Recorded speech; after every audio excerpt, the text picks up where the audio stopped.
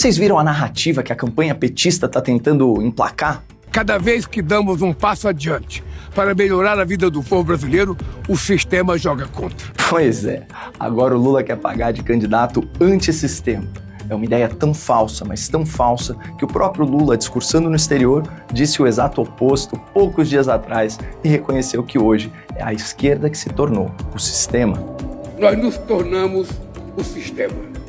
Por isso, não surpreende agora que o outro lado se apresente como antissistema. Qual Lula que está falando a verdade? O Lula do sistema, que discursou na Europa, ou o Lula antissistema, que leu o roteiro do marqueteiro no seu pronunciamento à nação brasileira? Você decide. Mas que tal a gente usar as próprias palavras do Lula para entender o que é o sistema e como ele se manifesta nas esferas de poder?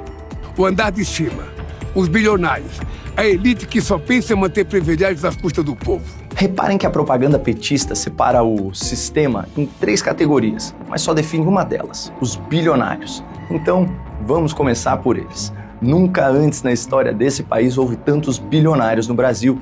Algumas estimativas dão conta que o número de bilionários saltou 33% só nos 2 primeiros anos do governo Lula, o que por si só já mostra que a gestão do PT é um terreno fértil para os 0,1% mais ricos. Para ficar em um exemplo óbvio de como o governo petista beneficiou o grande capital, é só olhar o lucro recorde das 4 maiores instituições financeiras do país, 101 bilhões de reais em 2025.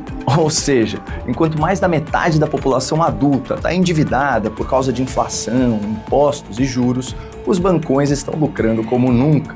Não à toa, as famílias acionistas do maior banco privado do país são apoiadoras e doadoras de campanha do Lula, assim como os irmãos bilionários da proteína animal. Um deles chegou a atuar como emissário não oficial do Brasil na crise da Venezuela, lembra? A bilionária mais famosa do nosso varejo também é apoiadora histórica do Lula. E até a Faria Lima, que o PT ama demonizar, estava em peso com Lula na campanha de 2022, incluindo grandes gestores de fundo e até os pais do Plano Real. E assim que eleito, quando Lula montou o seu conselhão de governo, ele convidou uma dezena de bilionários, o equivalente a 14% dos ricaços do país. Você não acha estranho o Lula ser tão próximo dessa turma que, segundo ele, joga contra os interesses da população brasileira? Mas vamos seguir porque, de acordo com a narrativa petista, o sistema não é formado só por bilionários. O sistema também seria composto por gente que está no andar de cima, por elites que mantêm seus privilégios às custas do povo. É impressão minha, ou sem querer, o Lula descreveu a cúpula dos poderes em Brasília.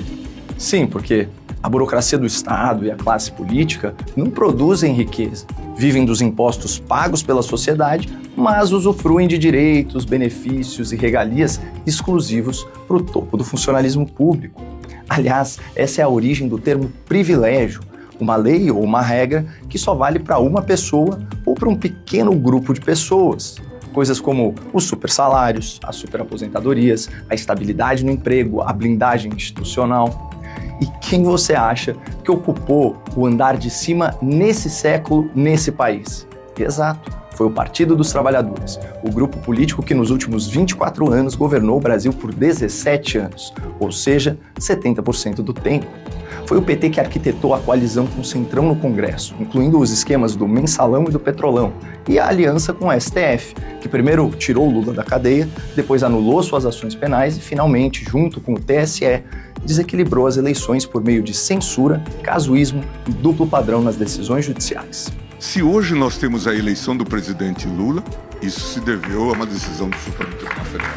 É preciso reconhecer isso. E é importante frisar esse ponto. Além de terem realizado nomeações políticas para dezenas de milhares de cargos públicos, o PT fez 15 indicações bem-sucedidas para a posição mais importante da República e a que hoje concentra mais poder, a cadeira de ministro do STF.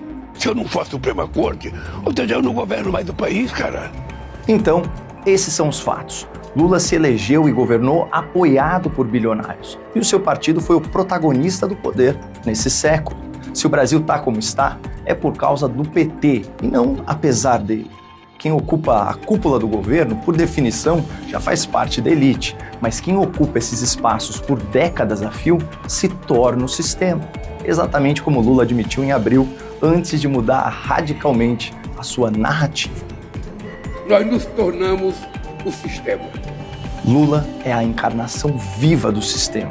Só que depois de mais de 2 décadas de lulopetismo, chegou o momento em que a criatura irá devorar seu criador, que está impopular, fraco, envelhecido. E por isso mesmo será descartado pelo monstro que ele próprio criou, alimentou e serviu.